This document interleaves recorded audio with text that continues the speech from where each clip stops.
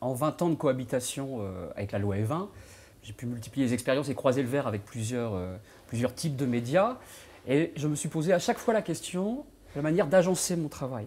Que ce soit pour les premières expériences, très classiquement autour de la presse écrite, par exemple, la dimension numérique avec une aventure collective, avec un blog où on a parfois tutoyé un petit peu l'outrage dans la manière de traiter le vin, la télévision, où j'ai été cadré, plan serré, en train de déguster sans jamais cracher, la télé numérique, où là encore, on s'est adressé à des jeunes, ceux qui posaient problème en tout cas. La radio, depuis 4 ans, où avec François-Régis Gaudry et Elvira Masson, on creuse un sillon tous les dimanches matins, et où on déguste, voilà. Et je dois dire que toutes ces questions-là, j'en ai trouvé la réponse en un temps et un lieu unique, lors d'un colloque à l'Assemblée nationale. Nous étions sous les ors de la République, nous débattions de la loi E20, et j'en ai profité pour poser frontalement une question à la représentante du CSA, lui demandant, très humblement, de m'éclairer sur ce que je pouvais et je ne pouvais pas faire. J'ai donc fait défiler ma vie, même si ce n'est jamais forcément très bon signe, comme je viens de le faire là. Et la réponse a été très courte, extrêmement bien résumée. On m'a dit « jeune homme, pas vu, pas pris ». Donc fort de ce grand enseignement, je m'apprête à ouvrir une nouvelle page avec la création d'un blog. Et que fais-je? Où vais-je? À vous de me dire.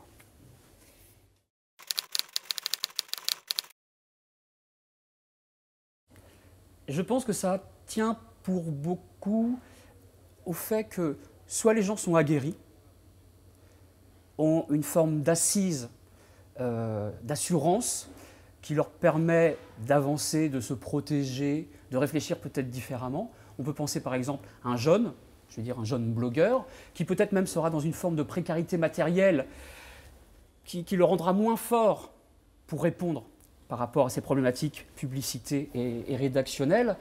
Ça dépend aussi pour beaucoup avec quel type de support on va travailler. Moi, j'ai arrêté l'expérience presse écrite dès lors que j'ai rencontré des rédacteurs en chef qui étaient grimés en directeur commercial et inversement.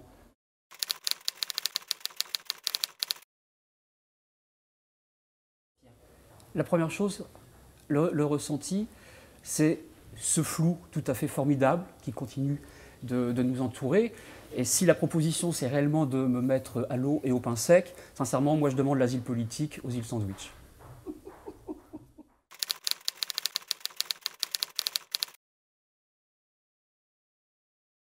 Je pense que c'est une manière d'inviter les gens à naviguer en vin trouble. Très clairement, c'est une invitation aussi à gommer tout un pan de notre culture, notre environnement, de notre hier, de notre aujourd'hui, certainement de notre futur.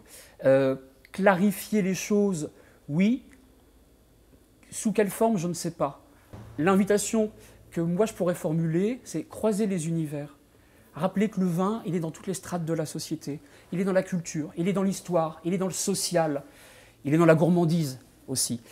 Et tant que ces champs-là ne sont pas limités, on se heurte d'une part à une problématique qui peut survenir après coup, mais surtout en amont, on est dans une logique, une forme d'autocensure où on ne sait pas quel champ on peut explorer.